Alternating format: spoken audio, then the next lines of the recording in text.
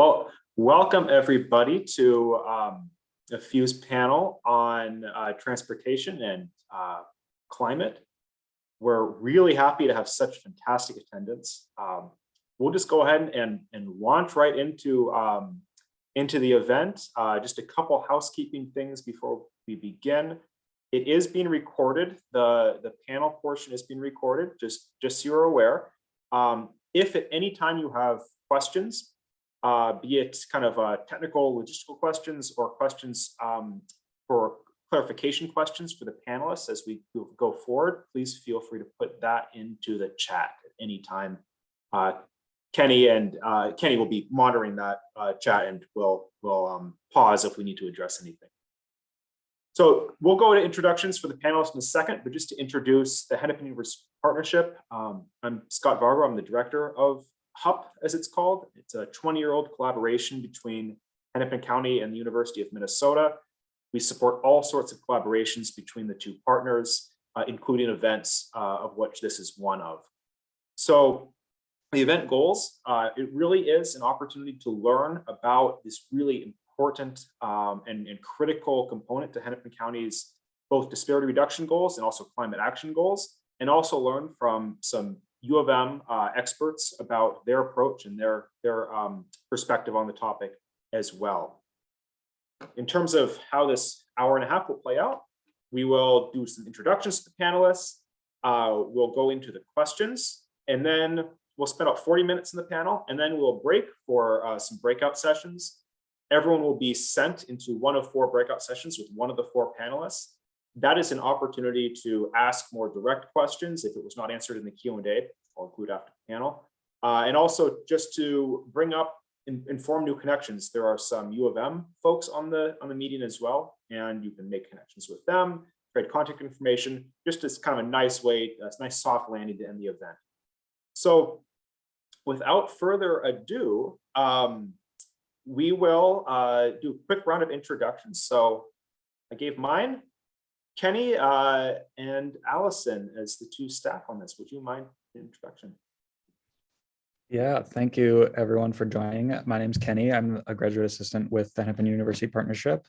And just to give a little bit before I pass it off, it might be best to put your Zoom into speaker mode so it will highlight whoever's talking. You can do that by going to the top right, where you should see a box that says view.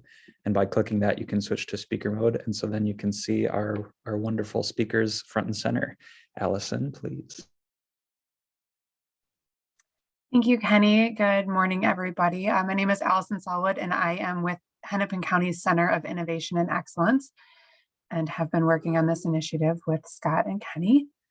And I think I will roll right into a little introduction of Hennepin County for everyone on from. So Hennepin County today, our topic is addressing climate change and disparities through investment in transportation. So Hennepin County has a tremendous opportunity to be a vehicle for change in how as a region we think about the relationship between disparities, climate change, and transportation.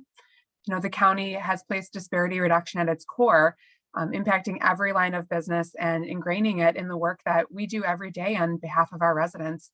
Integral to that is recognizing that disparities exist around transportation and transit options and accessibility and safety. As the largest county in Minnesota, we have a quarter of the population, a very diverse population. We maintain 2,200 lane miles of road. We can and we are spurring innovations with our own internal fleet services, as well as impacting trends for automation and electric vehicles through the infrastructure that's needed to support those modes. We're addressing the digital divide through the inclusion of fiber optic installation in road projects, and we are at the forefront of advancing transit options. We know that communities of color, low-income families, residents with disabilities, and other vulnerable communities are at the most risk from negative climate impacts. And bringing in the county's focus on climate action, a tremendous effort is being undertaken to lead in many areas that offer the most effective ways to cut greenhouse gas emissions, such as why we are all here today, investing in transportation and transit. The strategies that are built into our climate action plan focus on cutting greenhouse gas emissions and adapting to our changing climate in ways that reduce vulnerabilities and will ensure a more equitable and resilient Hennepin County. So in a moment, you're going to hear from county and university leaders who are vital to moving these efforts forward. And we all just want to thank you for joining us today and being a part of this incredibly important conversation. So I will hand it back over. Thanks, Allison. So for the panel introductions, I have a little bio for each of them. I'll read off here. First, Chris Sagsveen joins us from Hennepin County, where he's the Director of Transportation Operations. He oversees the operations and maintenance of the county highway system and the provision of fleet services to county departments. Chris has decades of experience in transportation engineering and operations, and Chris holds a civil engineering degree from North Dakota State University. Deanna Chaman-Salas is the Director of Hennepin County's Climate and Resiliency Department. She previously worked as a program coordinator and senior planning analyst for Hennepin County Human Services. Deanna co-developed the Peruvian National Strategy for Family Farming and Food Security, and has been a speaker at the UN Climate Change Conference COP20, the No More Food to Waste Conference in The Hague, and the World Bank 2015 annual meeting. She has a master's in public administration from Syracuse University. Professor Yingling Fan is a faculty member in the Master of Urban and Regional Planning program at the Humphrey School of Public Affairs. Professor Fan has conducted extensive research with Hennepin County on the impacts of light rail.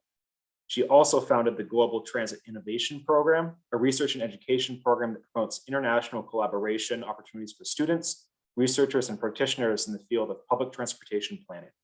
She has a PhD in city and regional planning from UNC Chapel Hill. And last but not least, Kyle Shelton. He is the director of the University of Minnesota Center for Transportation Studies, or CTS. CTS fosters transportation innovation through multidisciplinary research, education, and engagement. Previously, Kyle served as the deputy director at Rice University's Kindergarten Institute, which translates academic research into on-the-ground improvements. That, by the way, is in Texas. So poor Kyle has moved to the Midwest to suffer this spring with us. And he has a PhD in history from American history from the University of Texas at Austin. All right, so before we launch into the panel, we wanted to send a question out to the audience and just get your reaction. So actually, Kenny, if you could post that into the chat, if you could. So in the chat, if you could just think about when you hear the phrase transportation and climate change and disparity reduction, kind of all rolled into one, what word or image comes to your mind, or challenge? And if you just want to enter that into the chat, you have a couple minutes for you to think about that.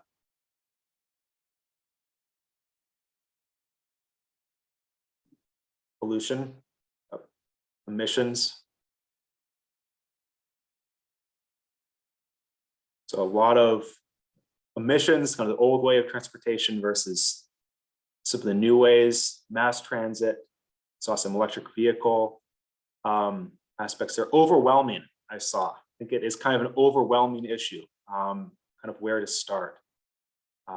Opportunities, I see a couple about opportunities, some potential. We'll definitely talk about that today. I-94, I see. Timely transportation options, a couple in there about matching transportation needs or infrastructure with people's needs. A lot about disparity and equity. We'll definitely be hitting on that today as well. Great, fantastic comments, everybody. So a lot of this we're going to be touching on in some shape or form. If there's also things you're thinking of that don't get brought up during the panel, feel free to bring those up in the breakout session as well. Thank you for that. So we'll launch into the panel now, and kind of building off of the audience comments in there. Our first question is to all of the panelists, and we'd love to get your reactions to some of what you've seen in the chat, and maybe think about this yourself. And where do you see the most critical opportunity or challenge in leveraging transportation investments to support disparity reduction and some of the climate action goals that Allison talked about? So I will call on folks for this one, just for the ease of going forward here. Kyle. Thanks, Scott, and thanks everybody. Great initial one-word observations there. I like seeing the chat fly through with good ideas. For me, I think, and you'll hear this probably from me, at least as a common theme throughout the conversation today, I think there's a really big opportunity to build a very cohesive system of modes, right? Not thinking about any individual mode as sort of the predominant one, but rather how we approach transportation planning as a site that is interconnected into many of these challenges around disparity and equity and climate change.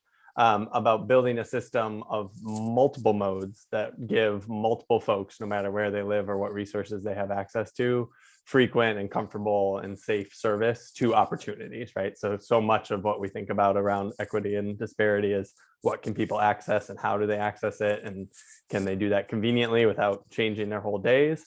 And I think if we're creating a system that gives people that type of access across multiple modes, we're also likely addressing many of our climate challenges. And I think in particular, transportation is just one of those sites where a lot of these things interconnect. And as we move certain levers, we see benefits and challenges in other areas. And we really have to think about how we balance this. Thanks, Kyle. Chris. Sure, thank you. Before I answer the question, there's something that strikes me that I just want to acknowledge so that people know, and that's it as oversight of maintenance and operations of the county system. I essentially partner with Deanna and Carla Stevie. Carla is not here today, but she's the county highway engineer and she handles the transportation project delivery. So we're kind of split in our functions so that people have a sense of that. You know, when it comes to the planning, design, bridges, and construction of the system, Carla plays a big role in that. And so I just want to acknowledge that not everybody's at the table to help answer the question. We have a big county and a lot of participants that go into, you know, these types of questions. So, so this is some of my own personal take too, you know, as I get into it. But as oversight for that infrastructure system, I think a great challenge that I see every day is limited funds to handle the growing needs. We face that all the time, and that's kind of combined with, you know, an aging infrastructure and limited or constrained right of way as well. So there's a lot of needs out there. There's a lot of hopes for the right of way. So we do the best we can in talking about future technology and uses for that right of way. And you'll hear some more about that today. But it's also considering that we need to make sure that we're taking care of those assets that are there to provide a good platform for folks. So, and I think some of the discussion too might get into today, transportation as a service. My role or experience with that will probably play out as we talk some about fleet and electric vehicles.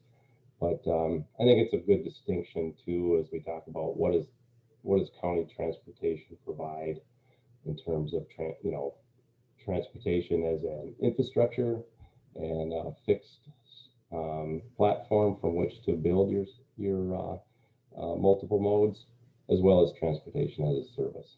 So I'll leave it at that. Thanks, Chris. And thanks also for calling out that there are many other actors in Hennepin County who unfortunately are not in the panel today, but who do play a significant role. And you mentioned your work with Deanna. So Deanna, I'll actually pass it over to you next. Thank you. Thanks, Scott.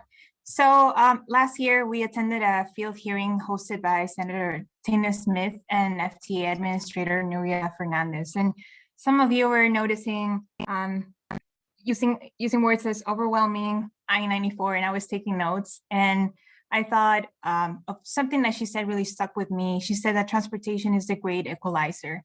And we know that we could be potentially putting a lot of emphasis into that power that transportation has. But historically, we've also had cases of displacement and disparity. And going back to I-94, Rhonda community is a great case and an example of that. So I think that looking at how things are unfolding right now, there is great momentum for transportation decarbonization, particularly through EV infrastructure and car sharing opportunities. As you know, the federal government is promoting this through the infrastructure bill and the National Electric Vehicle Formula Program. There's a lot of energy from cities and actually from automakers as well. However, this effort needs to be coordinated across jurisdictions to avoid creating another source of disparity. And then going back to what Kyle was mentioning, there's a lot of opportunity related to land use and urban planning. We have the potential for investing in transit-oriented development to help build compact mixed-use development intended to reduce urban sprawl and therefore reduce VMT, so vehicle miles traveled. And so this type of development could allow for integrating sustainable modes such as bicycles, pedestrians, and public transport hubs, and also including green infrastructure as well as the expansion of tree canopies, the use of renewable energy, recycling, stormwater management is pretty broad. So there are many opportunities that we could be overseeing with this project. And actually an example of this is the Blue Line LRT that Hennepin County has been spearheading for years, which is uniting downtown Minneapolis all the way to Brooklyn Park. And this project is a great opportunity to connect cities through reliable and clean transportation. And it's also including an anti-displacement effort that is actually led by U of M to make sure that communities are benefiting from these investments and not priced out of their homes. Thanks, Diona. Great point about transportation as the opportunity to be a great equalizer and policy's role in making sure that it can be that. Yingling, I'll pass it to you for your thoughts on the first question. Thank you, Scott. I think the point I wanted to make is that we got to prioritize investments in public transportation. So historically, that our society has prioritized, I think, investments in highway construction, and the development of public transportation in this country to some degree is considered as a secondary system for people who cannot afford or drive cars. And I think that mindset needs to be changed, right? And the fact that the public transportation is being considered as a secondary transportation system, feeds into the vicious cycle of public transportation being underfunded and less people using it, and then private transportation continue to be the dominant transportation mode. So my point is that mass transportation need a mass to be successful. We got to build high quality public transportation systems that are designed not only for people who don't have access to cars or could not drive cars, but are also designed for people who have access to cars, right? And the other thing is that when we think about prioritization, we also need to think about our public rights of way. I think Chris mentioned about, we need to have a conversation about rights of way. If you think about private vehicles, and when they drive on the public roads or streets, they create a private space. And as they take up that space and, public transportation, they affect how, we don't have a public transportation that can move faster, right? So I think the recent Met Council investment in those arterial bus rapid transit is a good example, how we not only prioritize investment in public transportation, but on our public rights of way, we got to prioritize the moving of our public transportation vehicles. And I also wanted to piggyback on Deanna's comments on gentrification. As we all know that, when we invest in high quality public transportation systems, and we can see gentrification and the displacement effect. And the reason that we see gentrification is is because that when we make public transportation desirable and invest, create neighborhoods around those high quality public transit services, those neighborhoods are attractive not only to people who have access to, not only to people who could not afford cars, are transit dependent. Also, those neighborhoods are attractive for people who have access to cars and have options, right? Those choice riders. And one way to address that is that we needed to, provide more neighborhoods like that. So the way of, reducing gentrification and the displacement is not actually not generating those desirable transit-oriented neighborhoods, but actually producing more of those transit-oriented neighborhoods, so that people are interested in living in those neighborhoods and have lifestyle options and able to have the type of desirable lifestyle they want. So I'll stop right there. Yeah, I just very much appreciate this conversation. I think it very much highlighted the need of the need to prioritize public transportation. I couldn't have asked for a better segue into the next question, because it is about that prioritization. Policymakers have to consider a lot of different needs when designing a transportation system. You have automobiles, obviously, you have mass transit, you have biking, pedestrians, electric vehicles, even autonomous vehicles on the horizon.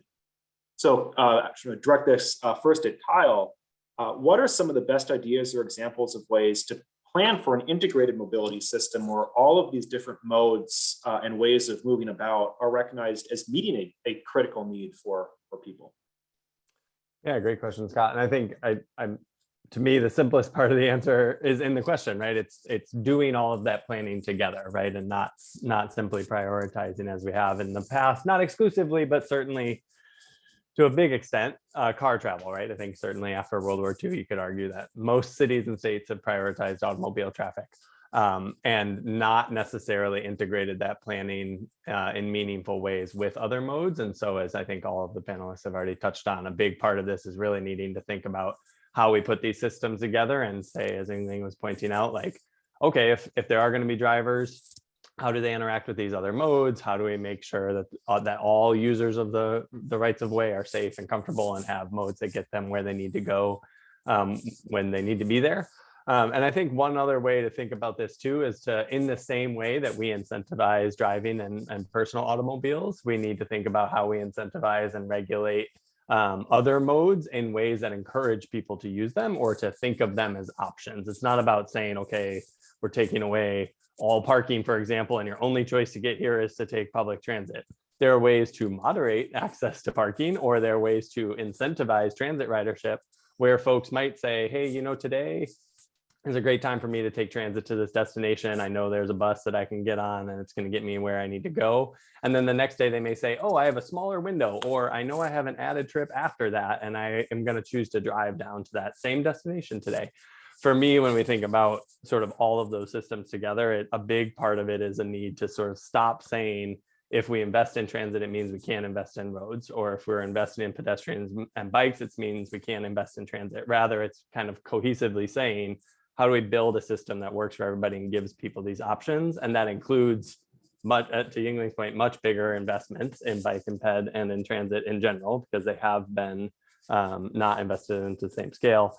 And then also really thinking about how you incentivize and regulate the collective to make sure people have the options and see the need to take different modes as well.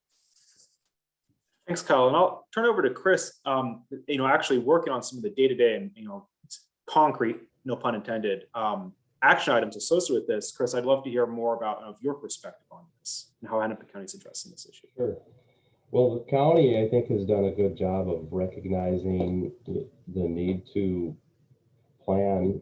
Kyle said doing all the planning together, and the county has recognized this. They've had a policy of a complete streets policy since 2009, fairly general, but it's in the process now of being updated and reviewed under Carla Stevie's team, who I mentioned. But in 2009, it did say that the county will enhance safety, mobility, accessibility, and convenience for all corridor users, including pedestrians, bicyclists, transit riders, motorists, commercial, and emergency vehicles for people of all ages and abilities. So it goes on to say a lot more, but it's been a mindset for county designers and planners for quite a while to say, let's make sure we're actively considering addressing those needs for all users. We also have a cost participation policy with our city partners, and so cities have a clear investment into the highway asset going through their cities. And so through that coordination and input from our residents, we can hear, well, what are the needs of those residents in those cities, whether they're rural Hennepin County or in Minneapolis. So and inner corridor cities. So I think it's essential that the county just, you know, takes the time to consider all those needs of our residents. And it has been clearly highway heavy for a long time, like said. So as we transition and try to fit those needs within the right of way we have, it becomes that game or that balance of the right of way there and the needs there, and making it work. So hopefully that helps provide a little bit of insight from our perspective. Thank you, Chris. I actually want to turn now and dive a little bit deeper into this question. And I've been monitoring the comments here, and someone talked about, you know, kind of the implications for land use, and that, you know, for some people, mass transit just doesn't work because they need to take their kids to daycare, and then they have to go to the grocery store, and then they have to go to work, and they have to go pick their kids back up. And just doing that with anything other than a car can be really difficult. On the other hand, some people don't have the money to buy a car, and they rely on bike transportation. Some people that works really well for, some people not so much. And so at the end of the day, individuals have very specific needs for transportation, and someone living out in Medina may have very, very different types of needs than someone living in uptown Minneapolis.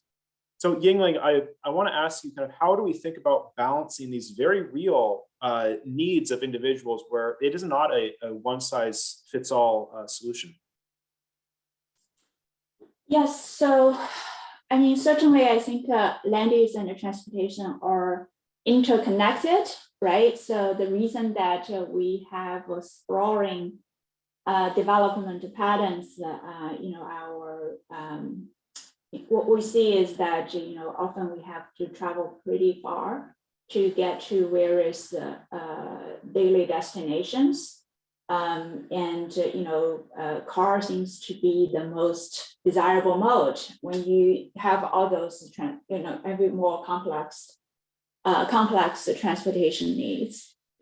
Part of the reason we are in this situation we are currently in now is because that our city, we constructed our land use pattern to prioritize cars. So I think, you know, in the future, you know, when we think about transportation investments, and definitely think about that, how we could encourage, you know, transit friendly or pedestrian friendly or bicycle friendly land use patterns, land development patterns, right? How can we incentivize transit oriented development so that, you know, the society is moving towards, you know, a future that represent a change from the past. As we all know, that the car dependency means that, you know, means a climate crisis. You know, car dependency, you know, makes our society less equitable, right? Because, you know, the inequity is persistent, you know, kind of reinforced, you know, because of the automobile dependency we have in our society. I think in terms of, so I mentioned, you know, I think I'm, you know, talking about the interconnectedness between transportation and land use, but also I think in answering your question, I think it is important to recognize that we got to do more innovation when it comes to public transportation systems, right? You could say that, you know, for people living in Medina, maybe public transportation is not a desirable option. But just for information, I live in Chanhassen, you know, even farther away from, you know, central cities. But I, prior to COVID, I utilized Southwest Transit to commute to University of Minnesota. There are transportation systems, public transportation systems that can be designed to, you know, to support people who needed to live in, you know, a location that, you know, that distanced from central cities. So, you know, commuter bus services, and I also know that in my field work that Houston they actually they developed the transit-oriented neighborhoods around the park and the ride locations, around their commuter bus services. So I would say that, we got to, reconstruct, what a typical public transportation system could look like. FTA, Federal Transit Administration, they recently redefined the transit service definition. So now, transit vehicle is no longer a high capacity transit vehicle. They define transit vehicle, public transportation vehicle, as any passenger vehicles that provide shared transportation services. So, a four-door sedan, could it be a public transportation vehicle? We can provide Uber-like public transportation systems. So I think, it's very important that we start to think about what a future public transportation would look like. It's going to be dramatically different from what a public transportation system looked like in the past. And Ying, we'll get to that actually in a second. I've seen some of the comments as well, and I'm suggesting what other options might there be. Before we move to that direction, Dion, I want to give you the opportunity to provide any insights onto this question. Thank you. And I feel like we're all in the same page here. Going back to Kyle's point, I think that these two approaches actually support each other. I don't think that these are competing needs or divergent perspectives, but really very real considerations. So if we want to successfully decarbonize our transportation system, we have to consider the context in which we intend to deploy these efforts and how individual choices are very much determined by actual lack of access to public transit, like Yingling was saying, or shared mobility services. So from the perspective of climate change, reducing greenhouse gas emissions cannot solely rely on behavioral change, but it requires truly a multimodal transportation planning approach. And one of the greatest barriers that we see to that is land use. So efficient city planning and land use can reduce travel demand and potentially shift transportation modes from cars to public transit through strategies that avoid urban sprawl and create incentives for shared mobility options. And I think that I truly see this as an opportunity to not only decrease greenhouse gas emissions, but also minimize externalities such as air pollution, energy consumption, and congestion, actually, and improving the safety of transportation systems. So right now, some shared mobility options really go above and beyond bike and scooter sharing programs. We see really great experiences with our car in Minneapolis and St. Paul, which I think within our scope of work, we are hoping to extend to other first ring suburbs across Hennepin County.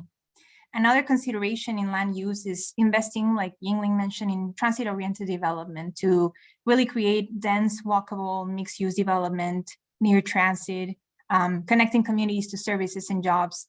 And for this, however, this means creating opportunities for growth and around transit stations. That requires investing in housing and revitalizing neighborhoods. And that means working on land use planning and zoning laws, and that requires interjurisdictional coordination. So, from state to community-based agencies and also horizontally across different cities and the county. I read a comment about how many people live far from their workplaces because there is limited affordable housing. That is exactly the point. So there are so many elements that relate to transportation that go above and beyond the mere mode as we're looking at. And that's why we need to invest in development hubs. And then there is the element of where we should be focusing on individual journey versus the system-wide optimization. Someone said, shifting the community mindset from personal transportation to a public transportation is going to be a vital step, and I couldn't agree more. And I think that's where we, as part of a system, can coordinate with other cities and other counties to have that conversation about how do we want to deploy infrastructure that is focusing more on the system-wide optimization and the green and sustainable modes, rather than putting all of the emphasis on the individual journey. Thank you, Diona. It's such a fascinating conversation. I'm actually going to start condensing some of the questions just so we have enough time at the end for the Q&A, because the chat is absolutely filling up with some fantastic questions in there. But as I mentioned, we're going to kind of move now, and we're already going in that direction towards looking and thinking about transportation 10 years out, 20 years out. What is it going to look like? Two big changes on the horizon. You have electric vehicles, and you also have autonomous vehicles. And both of these modes could really promise a lot of benefits, both from a safety standpoint, a productivity standpoint, an equity standpoint.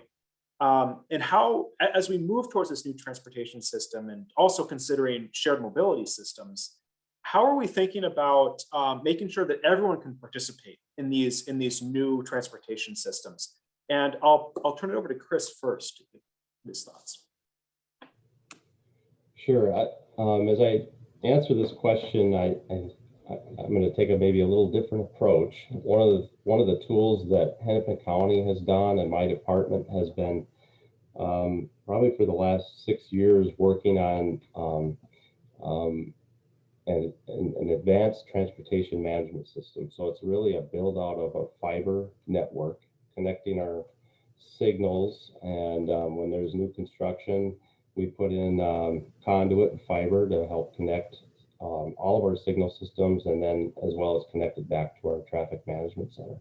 So a fiber backbone like that not only allows connectivity between our transportation management center and signals, but it does provide a backbone, if you will, a utility for the future types of vehicles that are going to be coming. The autonomous and connected vehicles that may have needs to connect into the type of data coming out of our signal systems. So there's still a long ways to go with that, and much of it is industry dependent. And I know we have people on the call here that know more about it than me probably, but in the end, that's kind of what we're doing to get ahead of things. And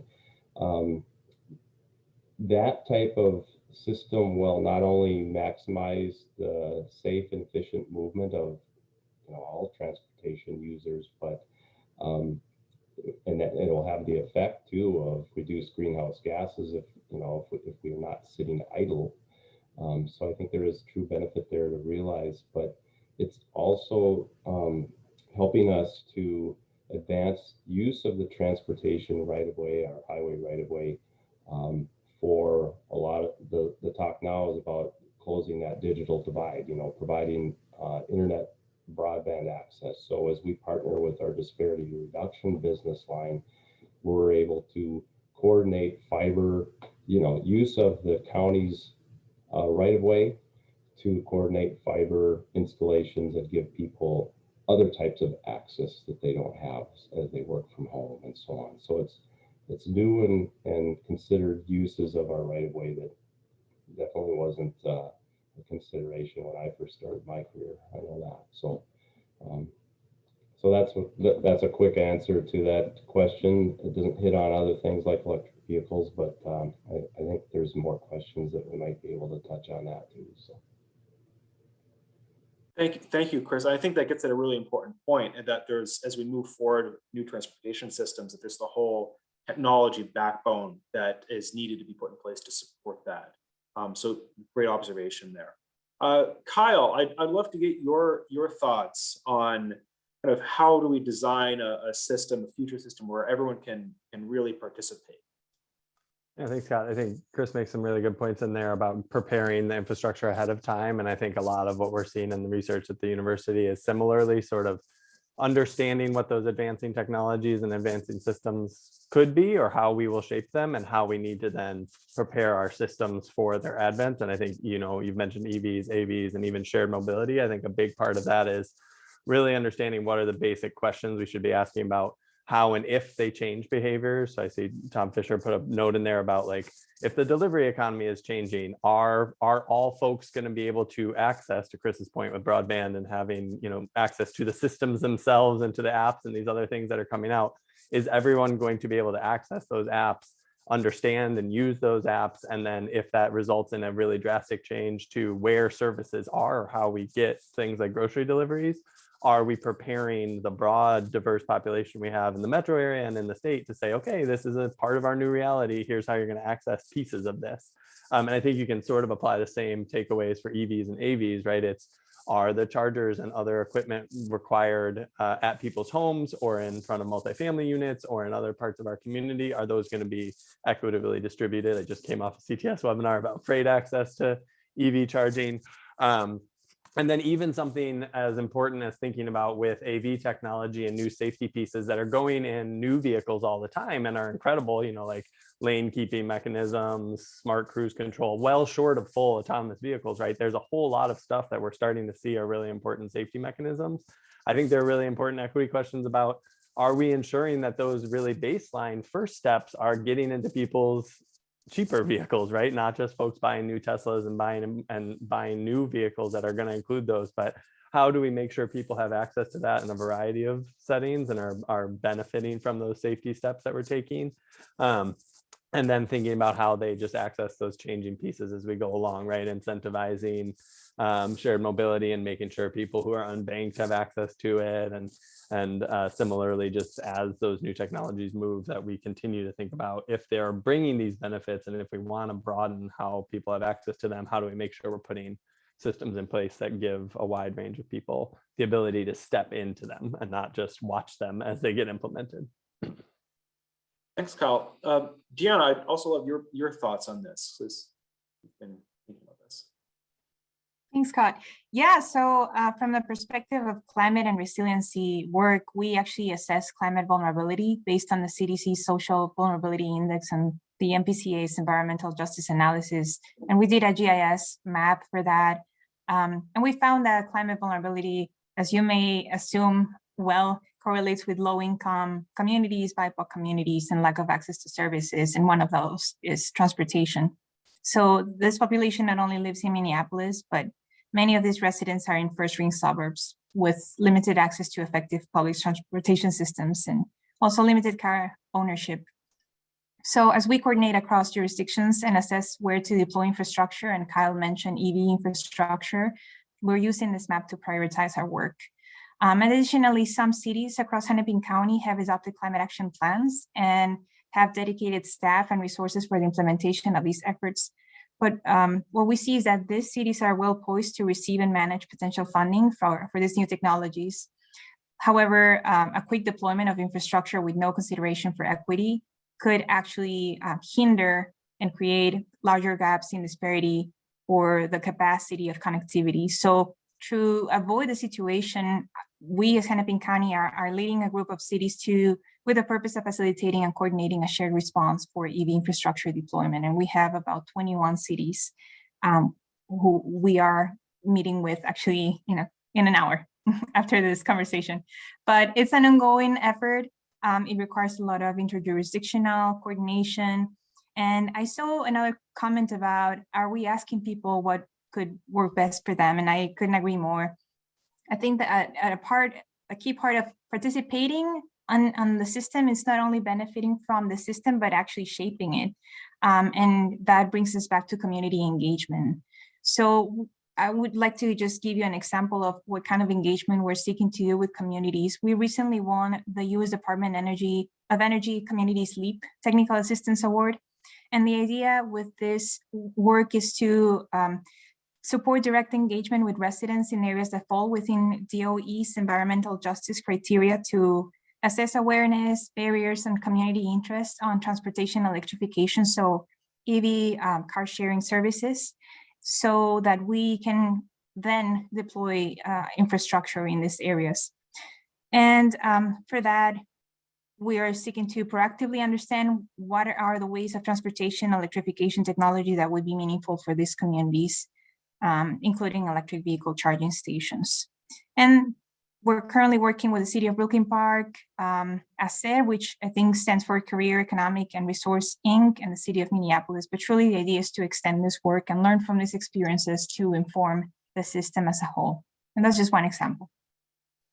Thanks, Dan. Really great examples of how you're working on this, and the fact you're meeting in an hour as well to advance this conversation. It's great. I want to loop back to something that's been coming up in this conversation and also in the chat, and I think there's some pretty significant implications for it. And that's the concept of transportation as a shared service versus everyone kind of owning their own mode of transportation. And Yingling, I'm wondering if you have kind of thoughts on what the future of transportation looks like from kind of a shared mobility standpoint. Thank you, Scott.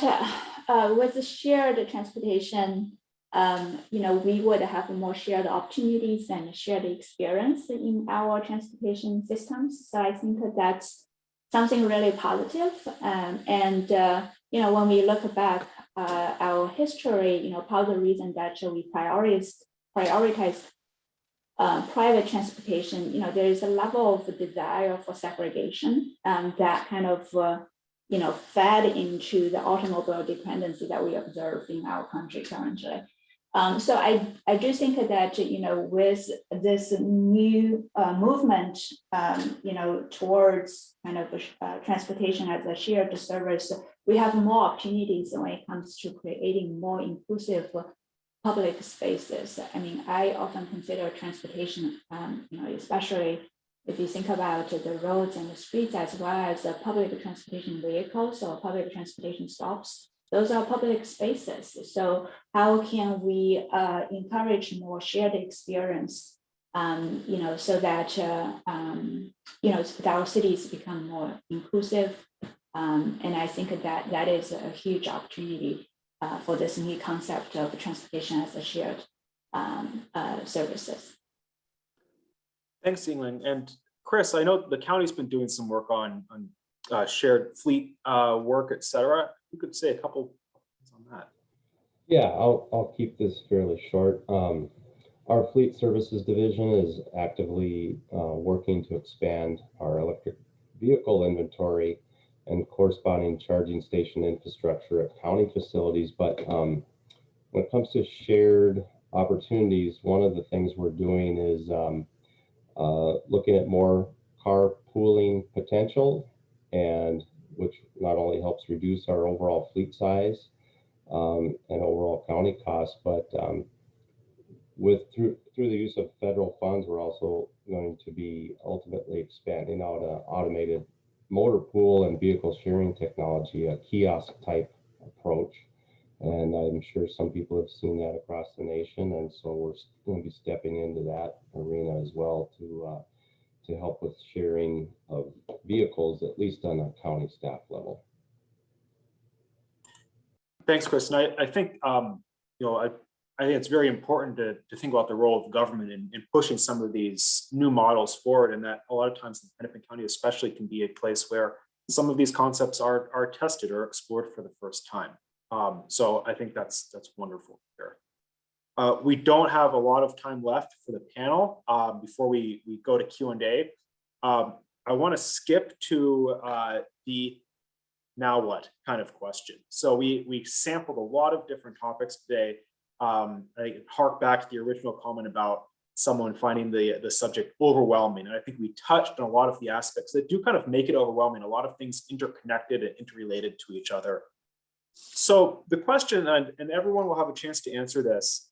So government has a lot of policy levers to improve the transportation system. And I don't mean just Hennepin County, I mean all layers of government.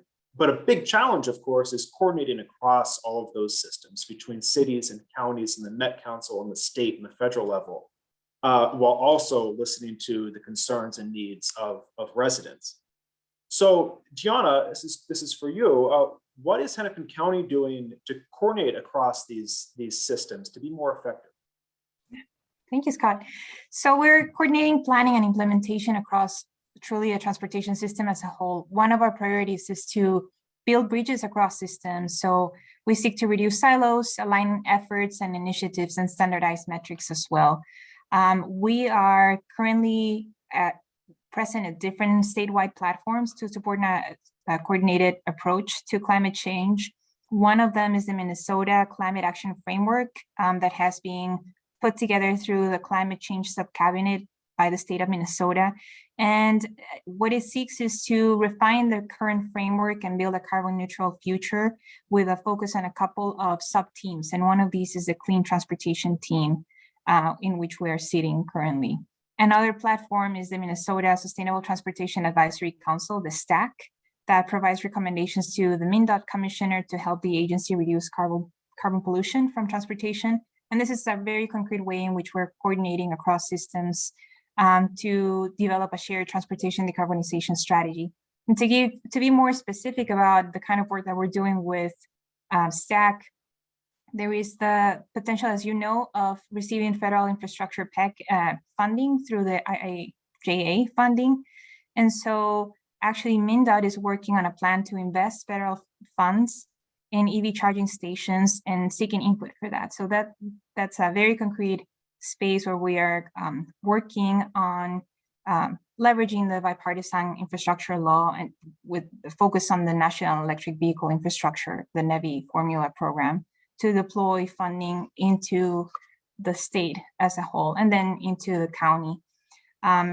And so we're currently working with them, seeking additional information from our staff and our cities as well. So there are all these different parallel levels of coordination that are happening all at once. It's almost like we are building the car as we're driving it. So no pun intended, but there's a lot of coordination and it's really fun.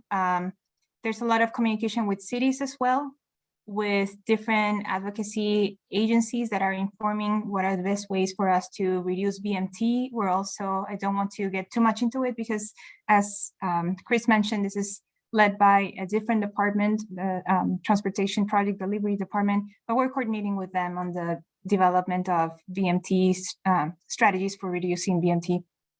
And then we're also coordinating with other advisory committees, the Green Step Climate Program, with oversees about 144 communities across the state of Minnesota. And then at a county level, we are leading a team of 21 Hennepin County cities with 2 areas of focus. One of them, as I mentioned before, is the EV infrastructure deployment, and the other one is the tree canopy expansion. And they may overlap because there's a lot of potential, as was mentioned before, using right-of-way and green infrastructure as we're seeking to implement our transportation project. So more to come on that, but those are some very concrete examples of how we're coordinating across systems. And then ultimately, we're also trying to get community-based information. We'll have 2 community liaisons that will be included in our climate and resiliency department. And we seek to do very authentic and engaged community outreach and learn from what is happening on the ground and what communities actually need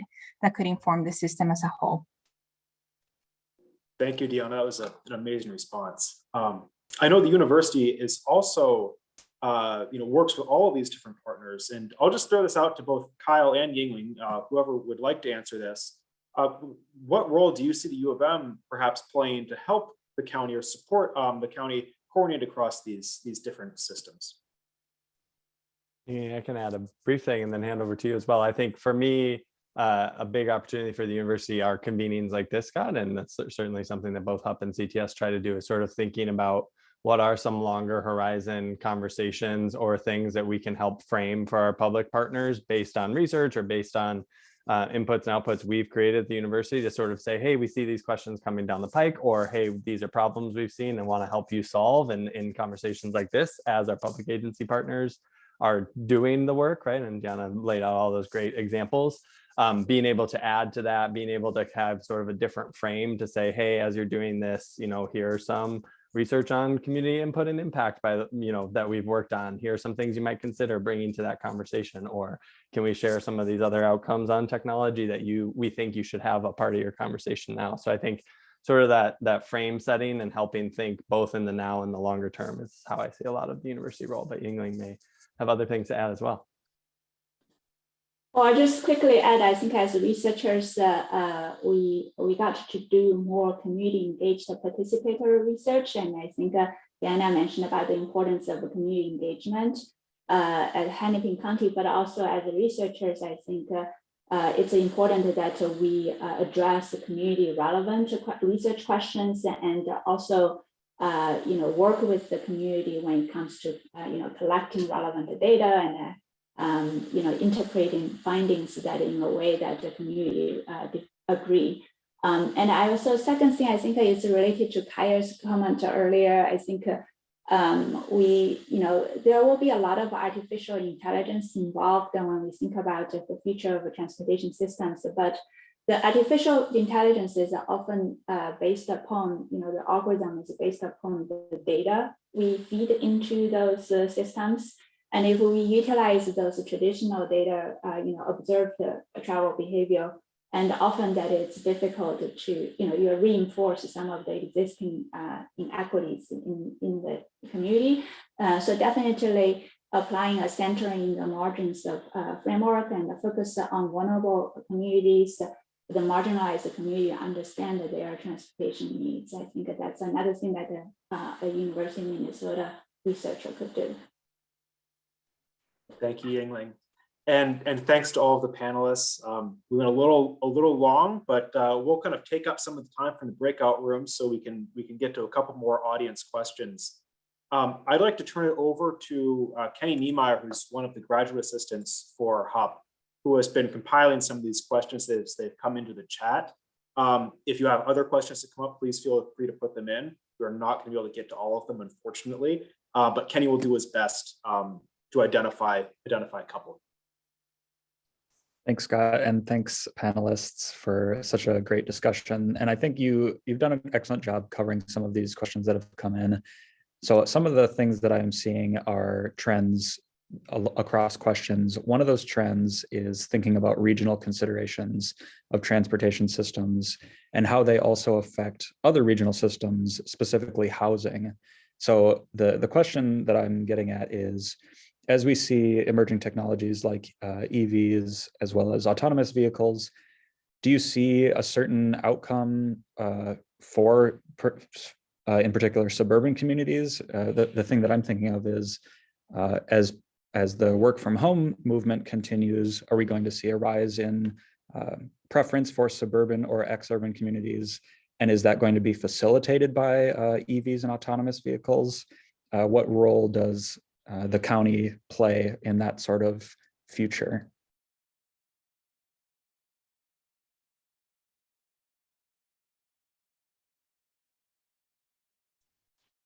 I could speak some to the sort of what the work from home and what we're seeing with some of those trends look like. I think from some of the research we've seen from colleagues, Frank Dauman and Adil Lari at the Humphrey School as well around work from home, is that there are likely going to be some durable trends to that. Where, I think it's a question of where it settles after we come out of COVID, but certainly much higher percentages of folks working from home across sectors into the future. And I think there's both a obstacle and opportunity with that. The obstacle is it changes a lot of our systems, right? And we see things like commuter transit and just work patterns and job centers potentially changing dramatically. But that's also an opportunity for us to say, and I think a lot of the questions have hinted at this too, what is the transportation system of the future given that new reality, right? How do we maintain frequent and comfortable and safe connections to areas of service that people need if those job centers are changing? How do we make sure folks have the mode choices that they need to get there? And also kind of the hope that working from home might lead to things like VMT reductions or GHG reductions. That's not a foregone conclusion, because a lot of the research has shown that folks are just taking different trips and driving to different areas than just their jobs that they have in the past.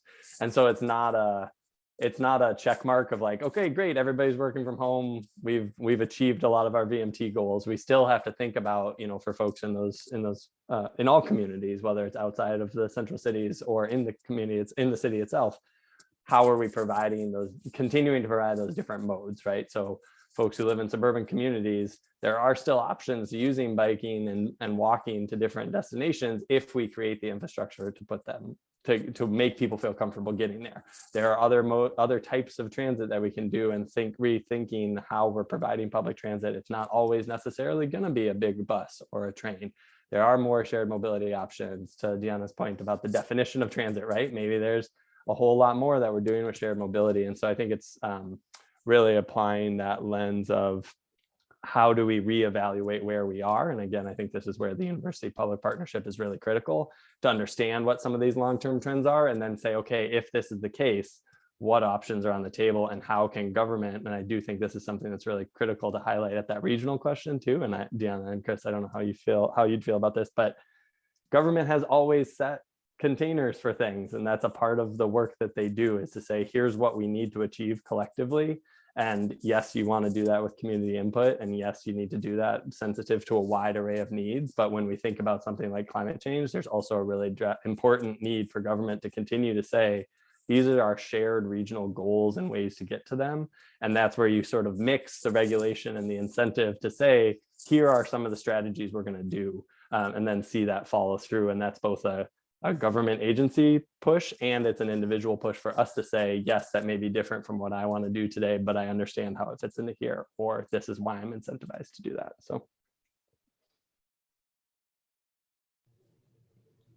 I think Kyle's right too. I mean, when you talk about that shared regional goals, all those collaborations that Deanna mentioned help inform some of those goals for sure.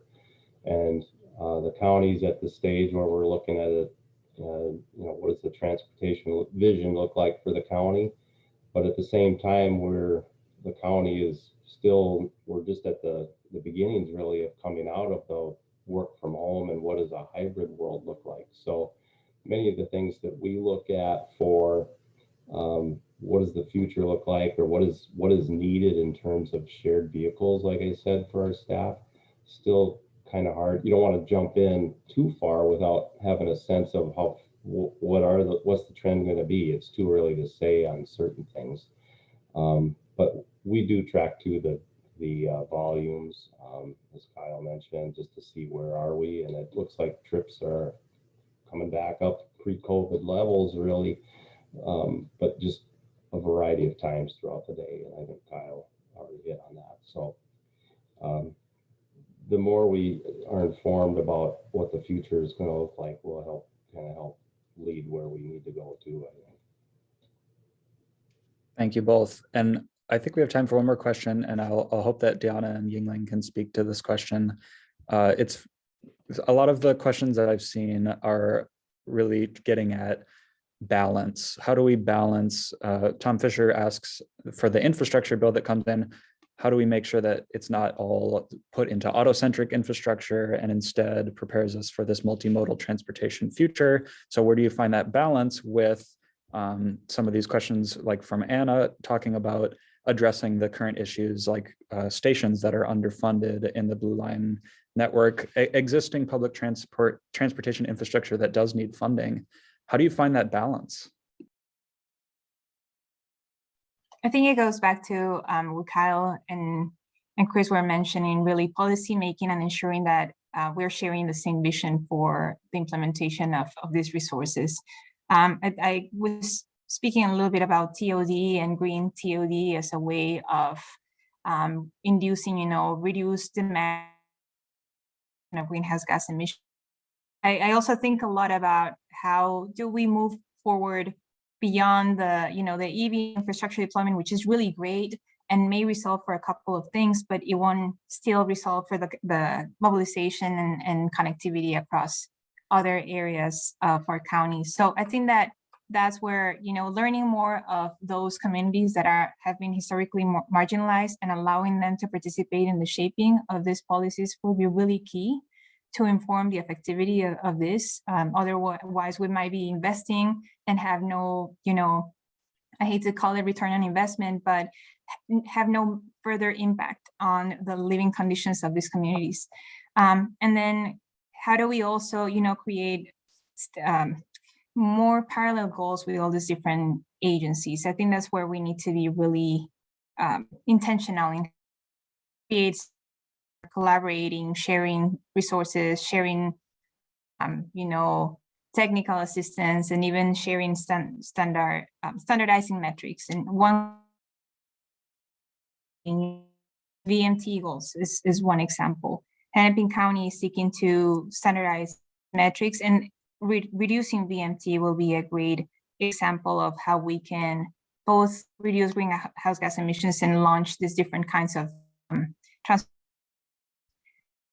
we need to deal with other jurisdictions. So again, I think this is more of a policy question, but I think that having those conversations ahead of time to inform the system so that the deployment of funding doesn't go to waste, as this question frames it, will be really key to implement accordingly.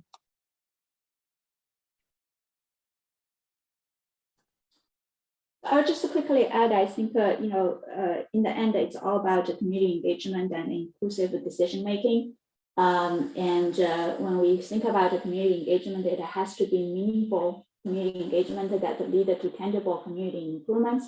I see in the chat box that a couple of participants mentioned about that, people being surveyed, but the information provided not necessarily lead to tangible community improvements. So I think it's making sure that it's action-oriented community engagement work, so that more, the traditionally marginalized communities and individuals are being able to participate in the decision making when it comes to investing in future infrastructure.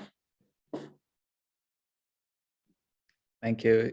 I think one more question we'll try and talk about. Yingling, you just mentioned access to qualitative interviews, qualitative information from our community members.